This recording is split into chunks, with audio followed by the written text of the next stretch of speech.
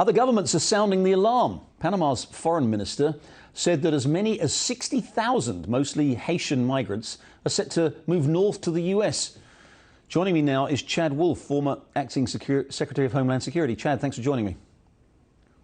Thanks for having me. So this Panamanian foreign minister speaking today said that as many as 60,000 mostly Haitians, are coming north to the US. And it doesn't look like the Biden administration has any kind of a plan to deal with it. Well, she's certainly sounding the alarm, and I think a lot of her meetings here in Washington, both with the DHS secretary as well as with others, I think she was a little frustrated because it sounded as though she sounded the alarm before the 15,000 Haitians that arrived in Del Rio, indicating that they had passed through Panama and that they were heading north. And now she sees that same thing occurring again, perhaps with even a larger number of Haitians, again, coming through Panama and the like. So she wants to make sure that folks are understanding the problem, and she's asking for help to address the situation. Yeah, let me quote what she said to Axios today. She said, she's expressed frustration. We engage with every single authority that we can think of, that we can come across to say, please, let's pay attention to this. It looks like they haven't been paying attention here.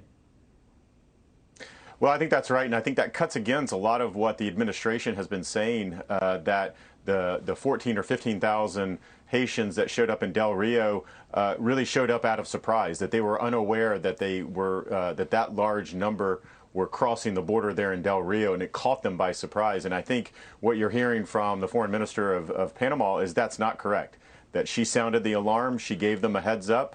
There were photos, there was press reporting of a large caravan of Haitian migrants coming north, and she sees that occurring again, and she's frustrated. And as you say, if it's 60,000, we've already, as you say, we've already seen those thousands in Del Rio. We know the Biden administration made a big show of deporting some of them, but we also know that probably far more, a majority of them actually ended up being released into the US under the old catch and release plan. Now we have another 60,000 coming. There really is a possibility here, isn't there? That just, and again, the signs are all green for these migrants from this administration, aren't they? Well, absolutely, and I think the fact that somewhere around 12,000 of those 15,000 Haitians that were released into the country, that just shows, that signals to folks south of the border that if they make it to the border, they will be released into the United States, which is what their ultimate goal is.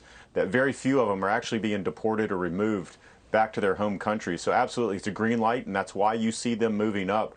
Now, the goal of DHS right now is to work with Mexican officials and others to break up those caravans, to make sure that they can't transit illegally through those countries. But that requires a lot of pressure by the United States, and we just haven't seen this administration apply that pressure yet. What's going on with this administration, Chad? Do you think? I mean, it does look as though the progressives who, I remember President Biden, his candidate Biden last year campaigning and saying, of course he didn't support open borders, whereas some of the progressives in his party said, yes, they absolutely did believe in open borders and essentially, didn't really seem to believe in national borders at all. It does seem like the progressives are completely in charge in this administration. Well, I think that's right, and certainly at a staff level, both at the Department of Homeland Security and in the White House, I think they are pushing a very liberal view of border security. You can call it open borders if you want, but they don't believe in enforcing that rule of law along that border. And unfortunately, DHS just signed out, or Secretary Mayorkas just signed out, some enforcement priorities that, again, exempt large classes of illegal aliens that are here in the United States today from removal. So in the midst of a national crisis, a border crisis that we have, we are now exempting large classes of individuals who are here illegally from removal, from deportation, and it's just the wrong approach. Chad Wolf, thanks very much for joining us. All right, thank you.